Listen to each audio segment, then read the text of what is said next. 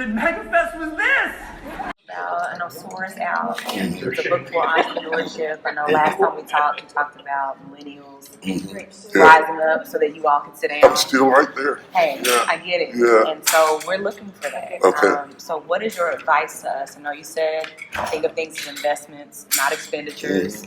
So what would you say as far as SOAR is concerned?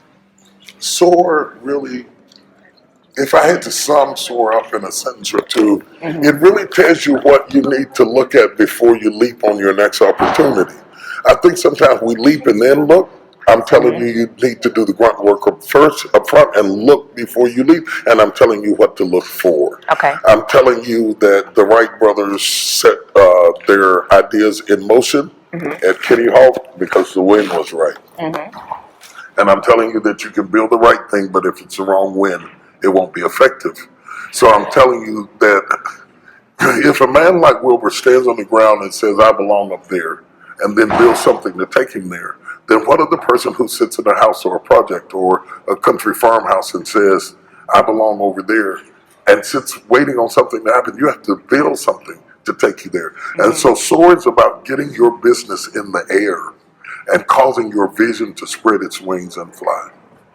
What do you say to the traditional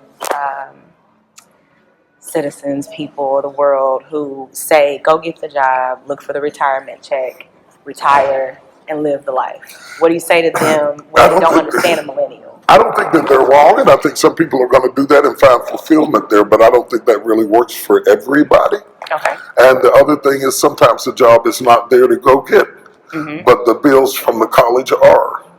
And so whereas we've been talking to people from a language of going to get a job to pay off a debt and go on with your dream, the reality is you may have to create the job of your dreams. And people are very effective at doing that.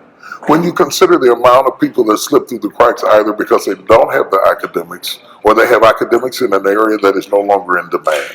When you deduct from that group also the people who have committed some sort of offense in their life whereby they are no longer hireable over some mistake they made in the penal criminal justice system, then we're creating a larger and larger vacuum through which people fall and cannot get up. We have to provide a solution for them or they will not allow the rest of us to enjoy our lives as a consequence of their frustration and anger. Yes. I'm thinking that entrepreneurship is one of the ways that we can build revitalization back into this country. It is the way America came into existence to begin with in terms of economics in the early days of settlers and taking responsibility for your own future. At first when I started writing SOAR, I'll be honest with you, I thought I was writing to entrepreneurs. And then I thought the same way that you have to think about entrepreneurship is the same way you have to think about starting a church.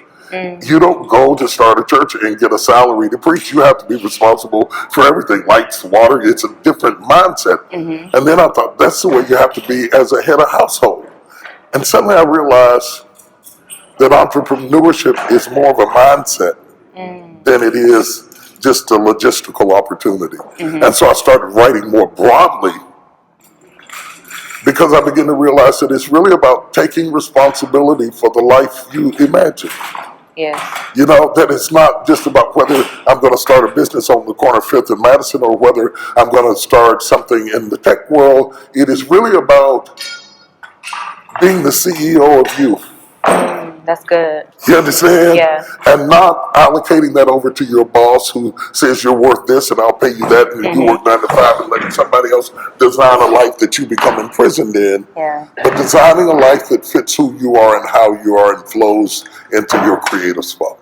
I love that. Which is a millennial idea written by a baby boomer. Which is kind of cool. If you think about it, I'm a millennial. Yeah. And I've done the traditional route. I mean, I have a master's degree. But then I just said, I was so uncomfortable. And I kept looking for different jobs. And just, you know, not knocking on the doors, nothing open. And I have a lot of friends who are millennials who are in that space. And they're scared to take that leap. What would you say to them? It doesn't have to be a leap, it can be a crawl. You can go through a metamorphosis from a daytime job and work your way. I think leaping is dangerous. Leaping is dangerous. I don't think that leaping is wise.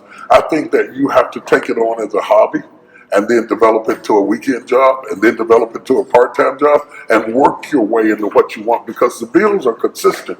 And they're going to come while you're trying. And most of the time, you're going to fail your way to success.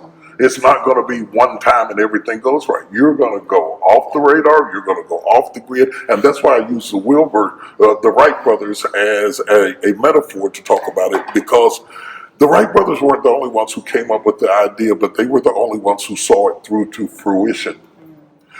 They didn't have a place to build the plane. They built it in a bicycle shop. So for all those people who don't have the support, don't have the finances, don't have the this, don't have the that, build the plane in the bicycle shop. Yeah. With substandard tools and not the desired space. They did it anyway. They did it gradually, and they did it thoughtfully.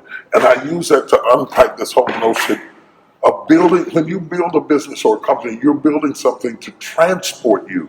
It is not destination, it's transportation. Nobody gets on a plane to stay. Right. Okay. It's all about the next step. You see what I'm saying? So it's really cool. I think you're really going to like the book. I do. Okay. I'm Yeah. geeked about it, yeah. So check it out. The experience called MegaFest. Thank you, Bishop Jakes and the entire team for having us. Job well done.